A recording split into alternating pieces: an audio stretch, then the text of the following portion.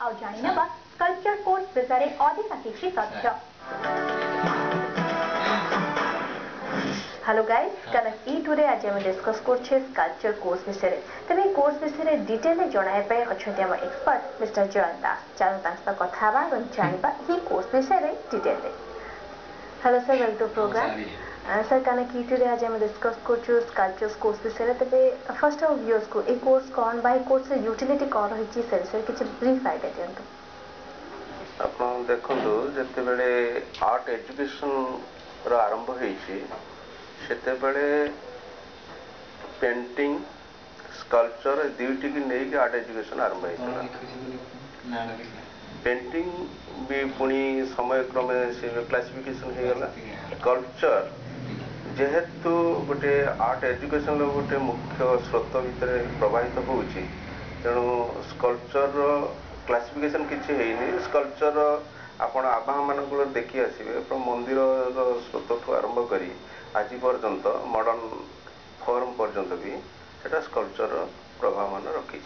एही कोर्स रे एडमिशन नेबा पय गोटे स्टूडेंट रो बेसिक क्वालिफिकेशन कोन थिबा दरकार आ एडमिशन नेबा बेले को क्राइटेरिया देखा देइ थाए आ गोटे स्टूडेंट पाखरे कोन सब एक्स्ट्रा स्किल थिबा दरकार जाकी एही फील्ड रे काम करिबा बेले ताकू हेल्पफुल हेबो।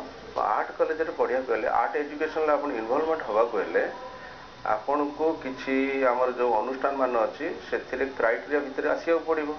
क्राइटेरिया हला +2 पर हमर आर्ट एजुकेशन ले सने एडमिशन नउछंती। एडमिशन नबा कहले से माने प्रथम फॉर्म सब हमको पकेया पड़े। फॉर्म रे जाने एप्टीट्यूड टेस्ट हमें ताको नौ एवं सेटा इंटरव्यू रे जति पिला पार्टिसिपेट करथांती हमर कॉलेज रो संख्या होची सीट संख्या होची 70 को आपे प्रथम सिलेक्शन करिया कहले पिला को इंटरव्यू दबा को बाध्य। इंटरव्यू परे आमे तब सिलेक्शन कर दी थाउ जो पिलाटी एक्चुअली पढ़ियार योग्यता अछि तक आमे सिलेक्शन कर। जो स्टूडेंट माने स्कल्पचर को नै किनी कोर्स करछथि समान को कोर्स भितर को सब्जेक्ट पढ़ा जाउछि। हमर कोर्स आपण मन रखंतु हमर 4 वर्ष कोर्स। प्रथम डाला फाउंडेशन कोर्स, द्वितीय रे तापर आउ जो तीनटा कोर्स रे स्पेशलाइजेशन कोर्स रहला। प्रथम फाउंडेशन कोर्स रे 70 पिला हमर जति की 5टी सब्जेक्ट अछि सेतिरे से पढ़िया को बाध्य। पेंटिंग पढ़िबो, स्कल्पचर पढ़िबो, सिरामिक्स पढ़िबो, ग्राफिक्स पढ़िबो, एप्लाइड आर्ट पढ़िबो, आर्ट हिस्ट्री भी पढ़िबो। स्कल्पचर रे आमे तांकर सब ए जे सिलेबस एकेडमिकल लाइन हिसाब रे हेले आमे सिलेबस अनुसार जिबा पड़िबो।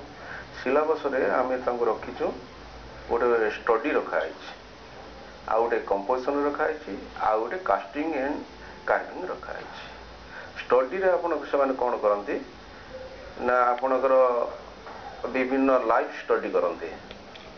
सपोज गोटे मॉडल आसीबो लाइफ आसीबे से बसिबो ताको पिला देखिकी आगे पेंसिल स्टडी करिवे। पेंसिल स्टडी कर साला परे ताको पुणी क्ले को डाइवर्ट करिवे।